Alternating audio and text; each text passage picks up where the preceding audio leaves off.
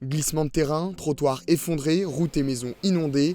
À certains endroits dans les Côtes d'Armor, il est tombé l'équivalent d'un mois de pluie en 12 heures. Des intempéries du dimanche 21 au lundi 22 septembre qui ont même conduit au pire, le décès dans sa voiture d'une femme de 55 ans dont le véhicule a été emporté par une coulée d'eau. Dans les Bouches-du-Rhône et le Vaucluse, également placés en vigilance orange par Météo France, les orages ont entraîné des inondations, notamment à Marseille, et même l'annulation de plusieurs événements sportifs. Si dans une interview pour Ouest France, l'experte en hydrologie Emma Aziza parle d'un épisode méditerranéen typique pour la saison qui n'a pas été créé par le changement climatique, ce dernier a toutefois accentué la quantité d'eau, précise la spécialiste. De plus en plus fréquents, ces épisodes de pluie intense tranchent avec les sécheresses qu'ont connues la France et l'Europe cet été. Mais alors pourquoi le cycle de l'eau mondial est-il aussi perturbé ?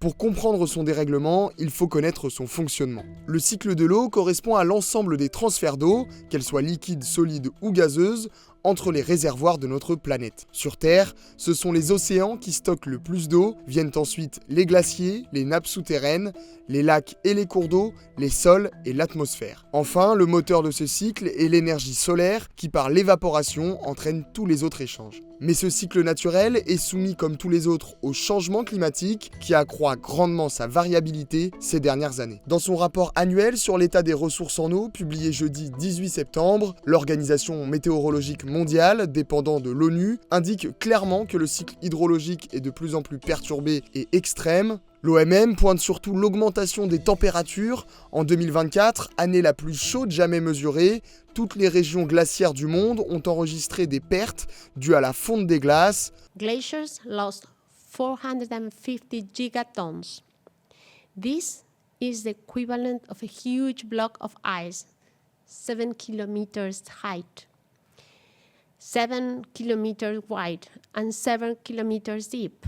Cette quantité d'eau de fonte a ajouté environ 1,2 mm au niveau mondial de la mer en une seule année, accroissant le risque d'inondation pour des centaines de millions de personnes vivant dans les zones côtières et accélérant l'érosion des littoraux. Selon un autre rapport rendu public en 2021 par la Banque mondiale, l'augmentation des températures accroît également la quantité d'humidité que peut contenir l'atmosphère, ce qui entraîne une multiplication des tempêtes et des fortes pluies, mais aussi, à l'inverse, des périodes de sécheresse plus intenses, car l'eau s'évapore davantage des terres. En Europe, le mois d'août 2025 a été le plus sec depuis le début des observations de l'Observatoire européen de la sécheresse en 2012, une situation extrême dont on a vu les répercussions en France, une vague de chaleur du 8 au 18 août, 2/3 du territoire considéré comme en manque d'eau, des pertes agricoles et plus marquant encore, un incendie destructeur dans l'Aude. Dans son dernier rapport, l'OMM affirme que 3,6 milliards de personnes ont un accès insuffisant à l'eau au moins un mois par an. Leur nombre devrait dépasser 5 milliards d'ici à 2050. Pour limiter cette perte d'eau douce, des solutions existent. Soulania Mishra, chargée scientifique de l'OMM, encourage notamment la réutilisation de l'eau disponible, l'amélioration de la gestion des nappes souterraines ou encore le stockage de l'eau issue des glaciers afin d'éviter qu'elle ne file dans les océans. En ce qui concerne les phénomènes météorologiques extrêmes liés à l'eau, comme les intempéries des derniers jours ou les sécheresses de cet été, leur amplification est inéluctable. L'augmentation moyenne des températures à horizon 2100 est estimée par le GIEC entre 0,3 et 1,7 degrés pour les scénarios les plus ambitieux